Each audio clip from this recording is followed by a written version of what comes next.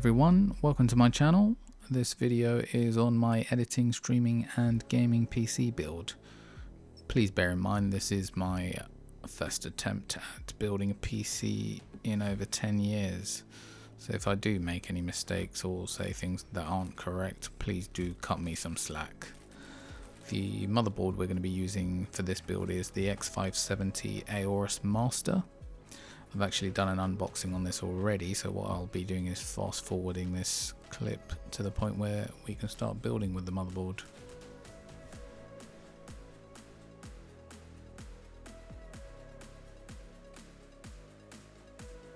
For this build I'll be going with the Ryzen 9 3900X CPU. This is a 3rd gen processor.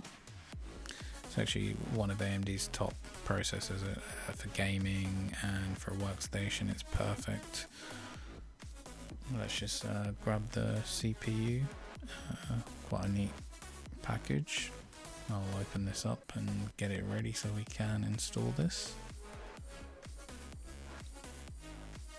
Okay, let me grab the CPU. Being careful not to damage any of the pins. There we go, the 3900X. So one thing to note with these processors is it has a gold triangle in the bottom left corner, and this you'll have to match with the triangle on the motherboard in order to make sure you have the right orientation to install the processor.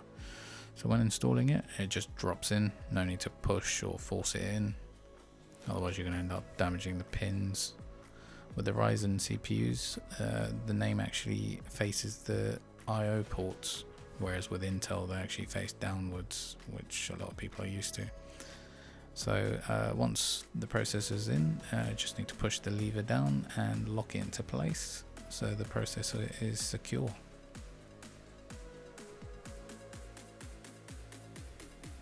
Next we'll be installing our NVMe M.2 SSDs. I've gone with the Crucial P5 1TB. I've actually got 2 of these, one for the OS and the other for storage. I went with these SSDs purely because they were actually rated quite highly, and the read speed is 3400 MBS and the write is 3000 MBS, so pretty decent for what I need actually. They're Gen 3 NVMEs, we do have Gen 4s, but to be honest it's not really worth paying that extra because I really won't be utilizing the speeds they offer for what I'm actually going to be doing. So let's just unpack both of these and get them ready to install. So with this motherboard, it actually comes with heat sinks already on the motherboard. Okay, let's unscrew the first heat sink so that we can actually install the first NVMe SSD, or the M.2 SSD. I need to unscrew this a little bit more in order to get it off.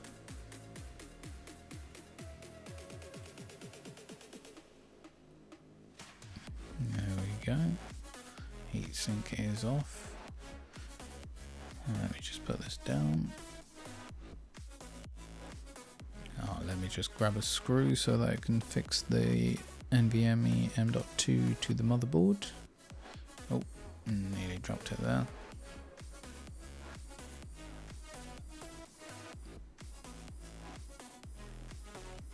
Here we are. This is our P5 SSD from Crucial. So it just slots right in, there's no need to force it, and once it's in it does flick up.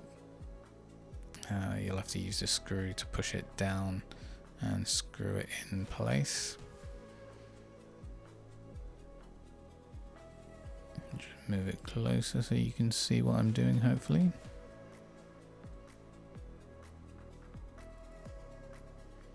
These screws are quite tiny and can be quite fiddly.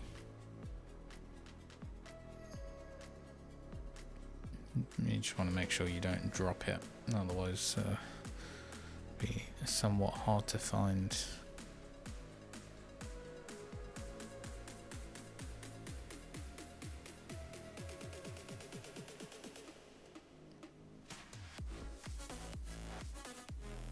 You don't want to over tighten the screw, just enough that you feel some resistance.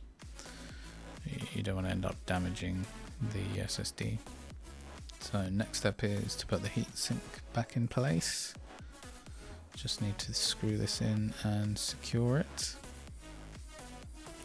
Once this is done, the next step is to put the second SSD in for our storage. This process is actually exactly the same, so I'm going to speed this up.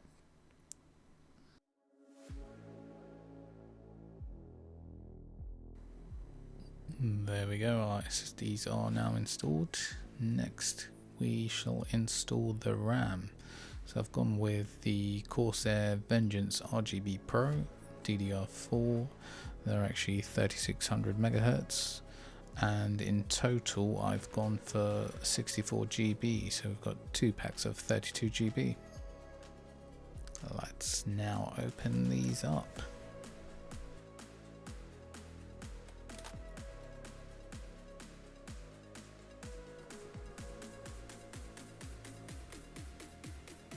So here we have 4 sticks of RGB RAM.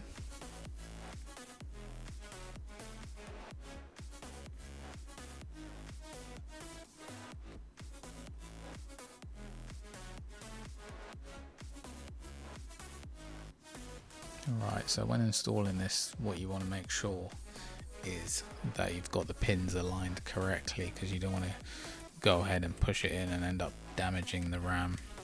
So just before you install it, open up all the clips and then just align the RAM to see if you've got it correct. If not, just a matter of flipping it around. There we go, we've got it correct. So you just push it in and you should hear a click. There we go. And the same process for installing the other 3. So I'm just speeding this up to save time. And there we go. That is our CPU, our NVMe M.2s, and our 4 sticks of RAM all installed. The next step is to actually install our motherboard into the case. The case I'm using here is the NZXT H510 Elite. This is actually one of their top end cases, quite a nice looking case. So installing the motherboard into the case is pretty straightforward.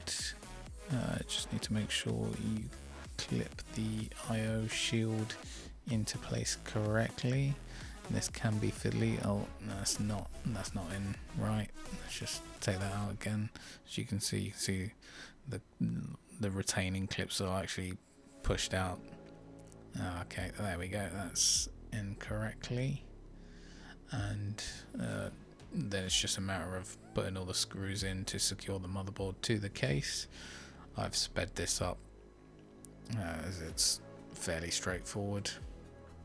There we have it, the motherboard is installed. So I'm going to take this panel off. This is where all the cable management goes. It should make it easier to install the rest of the components and also do a bit of cable management. It's pretty straightforward. There's about 6 screws on the rear which you just have to take apart, and the whole part comes off. Right, the next part we're going to be installing is the AIO liquid cooler. We've gone with the NZXT Kraken Z63. This is actually their latest version of the 280mm radiator with 2 fans. This one actually comes with a LCD screen where the pump is. It's actually quite cool looking. You can have your own personalized GIFs or various monitoring statistics on there, so you can always be up to date on what temperature your CPU, GPU are both at. So I've sped up this part. It's just the unboxing, getting everything ready.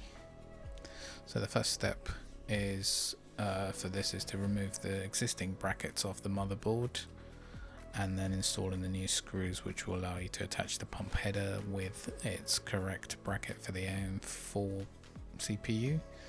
We'll have to unscrew the front fans, quite easy, just 2 thumb screws and it just comes right off. We'll be reusing the existing fans that came with the case, as they are RGB. The standard ones that come with the AIO are actually non-RGB, so wouldn't look nice. So for when you get to installing the fans onto the radiator, you just have to align the screws right through the holes to the radiator. Make sure you use the washers, as if you don't, you'll end up just screwing right through into the radiator, potentially damaging it. I'm not sure, didn't get that far, luckily. Next, we'll just have to put that back into the case. It should align and just slot right in, and then just a matter of putting the 2 thumb screws back in to secure it in place. Next, we'll install the cables onto the pump header and also the correct bracket. This just makes it all a lot easier, and when installing the nuts onto the bracket, make sure you go diagonally, just so that you evenly screw it in, and then just a matter of threading the cables through, doing some cable management. And I also have a rear fan RGB one, so I'm just getting that installed. What we are going to install next is our graphics card. And the graphics card we have is the Aorus Master RTX 3070. Graphics cards are quite difficult to get hold of nowadays. This actually took me a couple of months to actually acquire, and even then I had to pay slightly over RRP to actually even get hold of this. Just going to speed up the unboxing.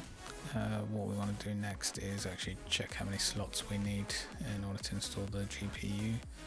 Looks like we only need to remove 2 of these, and then just a matter of slotting the GPU in and screwing it in securely and putting the vertical mount back in place. And there we go, the GPU is installed.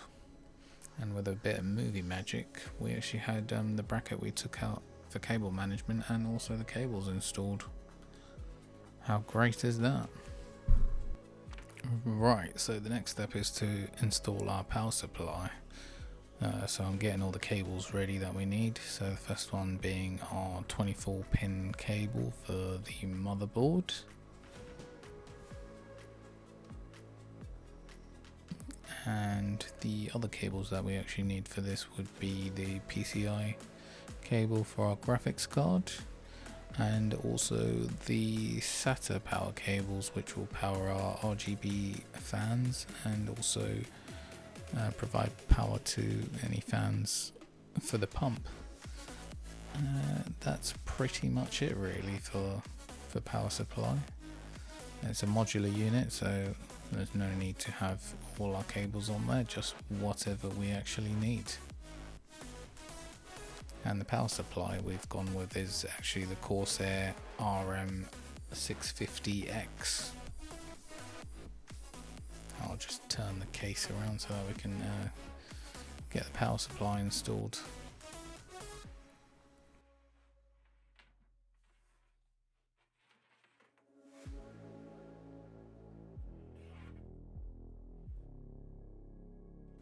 What I don't want to forget is to plug in the CPU cable to the power supply, otherwise PC's not going to work at all. Once that's all done, just a matter of sliding the power supply into the case and screwing it all in so it's secure. And the next part is actually to connect all our components, cables to the power supply so that everything gets power. Otherwise something's not going to work and we're not going to be able to boot up the computer.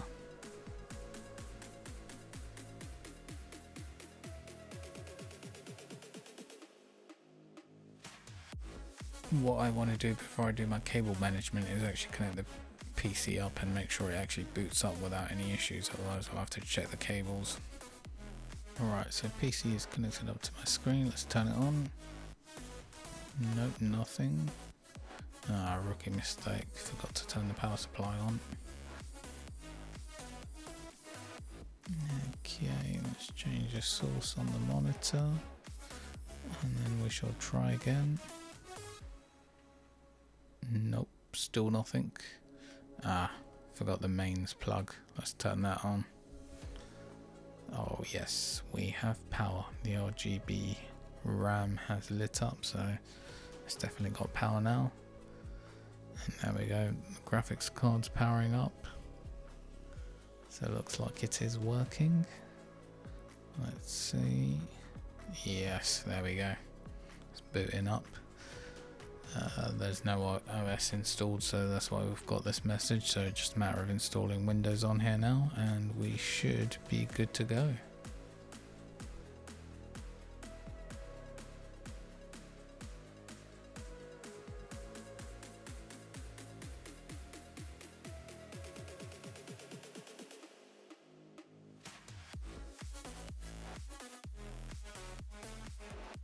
And there we go, with a bit of editing magic, cable management is done. Not too bad for my first attempt, I must say. Let me know what you think. So now it's just a matter of getting that side panel back on. It just clips into the front, and then 2 thumb screws on the back that need tightening, and it will be secure. And there we go, quite a clean looking PC, I must say. Quite proud of myself for a first attempt.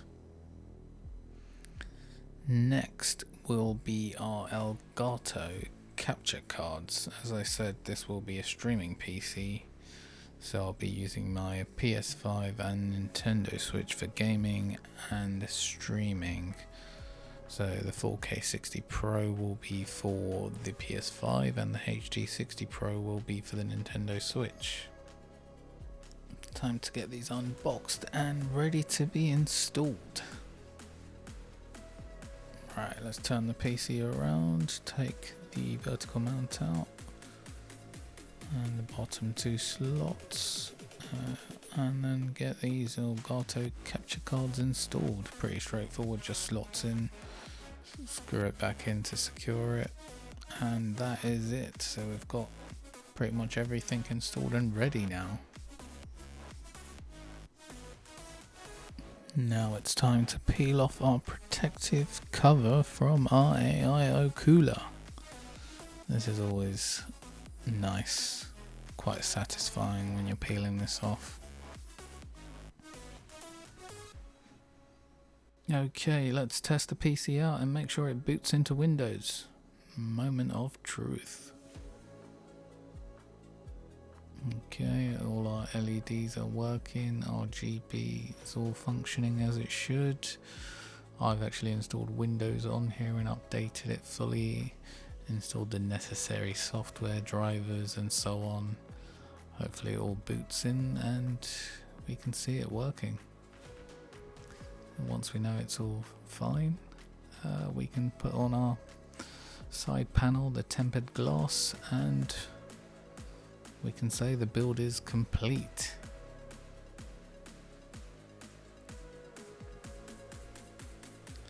And yes, Windows has booted up, all seems to be working, no errors or any issues I can see.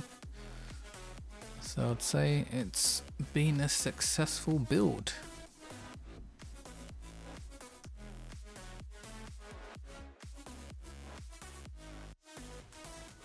Let's get that tempered glass side panel on. There we go. Just has 1 thumb screw on here. Makes it a lot easier, I'd say. And then let's prepare for that peel. It's a big panel, so it'd be quite a big satisfying peel. Let's try and get that going, find somewhere. There we go. Oh, we just need to pull. Sticking on quite a bit. There we go. There we go. We've got it now. There it goes. Oh, look how reflective that is. You can see that I'm recording this video on my iPhone 12 Pro Max, which is what I've been using to do this whole video. There we go, that warning sticker off there as well. Nice. Now we're on to the front panel. Time for that peel. This is a lot easier. There we go. Yep. There we go. It's definitely satisfying. Perfect. Okay, are we ready to see this? See what the final build looks like? I think we need some epic music for this.